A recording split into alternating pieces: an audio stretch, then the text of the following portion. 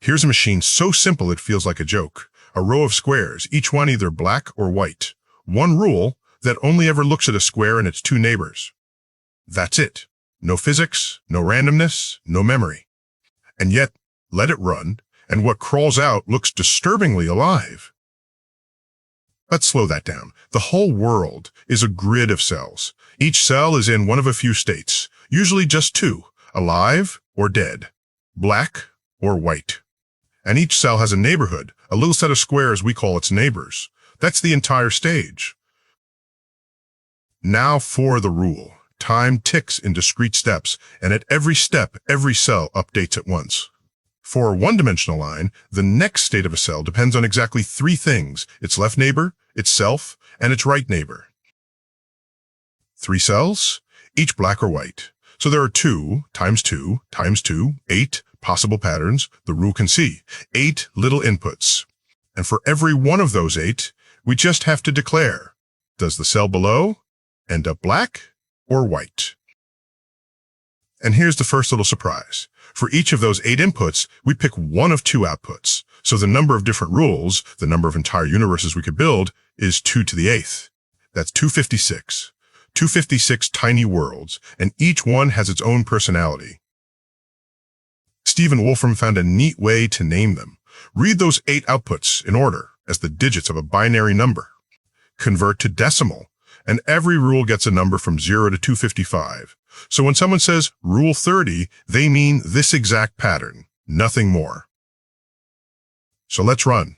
Rule 30. Start with a single black cell in an ocean of white and draw each new generation just below the last, so time flows downward. Watch what happens. It should be boring. One rule, one seed. But it explodes into a mess, so tangled, so unpredictable that people have literally used the middle column as a random number generator. Now change one thing, just the rule, to Rule 90. Same single seed, same downward march. But this time, order. A perfect, self-similar fractal, the Sierpinski triangle. Same kind of machine, same lonely starting cell, and it draws you a shape of pure symmetry. Chaos and structure, living next door to each other.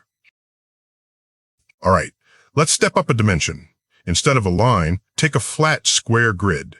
Now each cell has 8 neighbors all around it, the 8 squares touching it. Time can't flow down the page anymore, so instead we just watch the generations flicker across the grid, one frame after another. And this brings us to the most famous automaton ever written, John Conway's Game of Life. 2 states, 8 neighbors, and just 4 rules. A living cell with fewer than 2 neighbors dies of loneliness. With 2 or 3, it survives. With more than 3, it dies of overcrowding. And a dead cell with exactly 3 living neighbors springs to life. From those 4 rules, you get a whole zoo, still lifes that just sit there, blinkers that flip back and forth forever, and the little marvel that hooked everyone. The glider.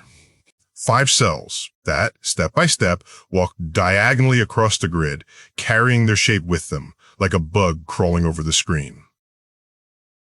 And now the mind-bending part.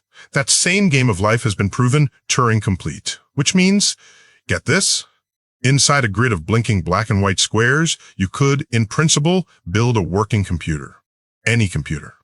The word for this is emergence. Simple local rules, colliding again and again, until complexity nobody designed just appears. So that's the quiet shock of cellular automata. No equations, no continuous curves, just black and white squares obeying rules a child could follow. And out of that, chaos, fractals, moving creatures, even universal computation. Sometimes, the deepest complexity in the world is hiding inside the simplest possible rule.